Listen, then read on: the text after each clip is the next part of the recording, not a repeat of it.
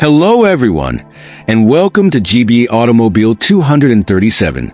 Today, we're diving into a very important topic that is often overlooked by drivers: the break-in period of your braking system. Have you recently changed your brake pads or discs? Then this video is a must-watch to avoid accidents, unnecessary costs, and to maximize the lifespan of your brakes. Did you know that 70% of drivers skip the break-in process after installing new brakes? The result is less effective braking, unbearable squeaks, and warped discs in just a few weeks. Worse, in an emergency, your car might not stop in time. In this video, I'll explain why braking in your brakes is as vital as an oil change, how to do it correctly, and the mistakes you absolutely need to avoid. Stick around until the end because I'm also sharing a pro tip to save 30% on your next brake pad replacements. Let's start with the basics. Break-in or bedding in is the process that allows new brake pads and discs to adapt to each other. Imagine when you buy new pads, their surface is smooth, almost shiny. New discs have a uniform metallic microstructure. If you use them directly without bedding them in, these two surfaces won't bond correctly. Essentially, bedding in creates a transfer layer. The pads deposit a thin layer of material onto the discs, and this layer acts like glue, improving the grip and evenly distributing the heat. Without it, the contact between pads and discs remains harsh, irregular, and dangerous. The first danger is the loss of efficiency.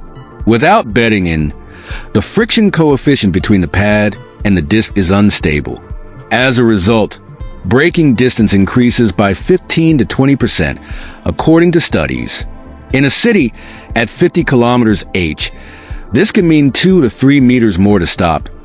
The difference between avoiding an accident and a pileup. The second danger is premature wear.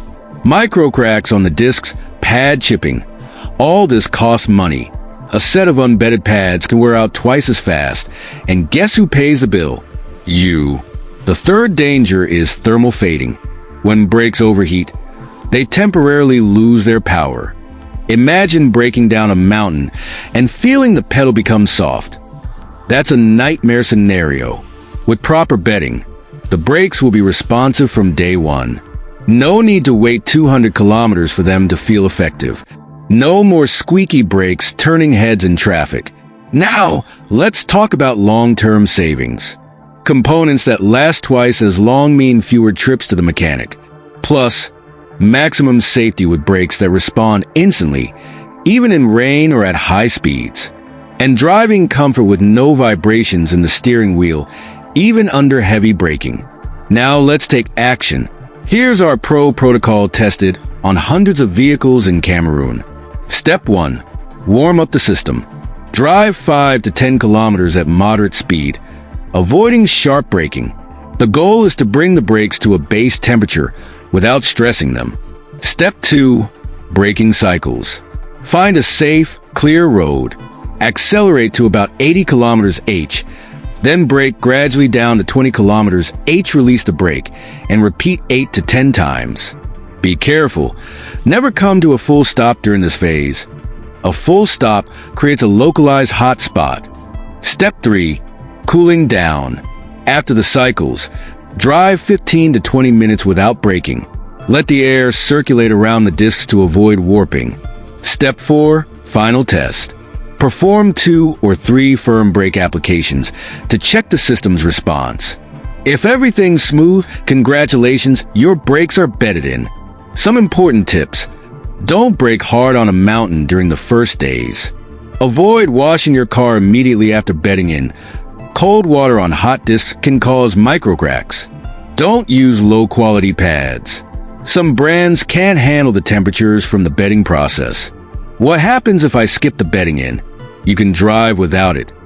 But your brakes will never reach more than 70% of their potential, and the mechanic will recognize you by the squeaky pads. How long does the bedding in take? About 30 to 40 minutes total.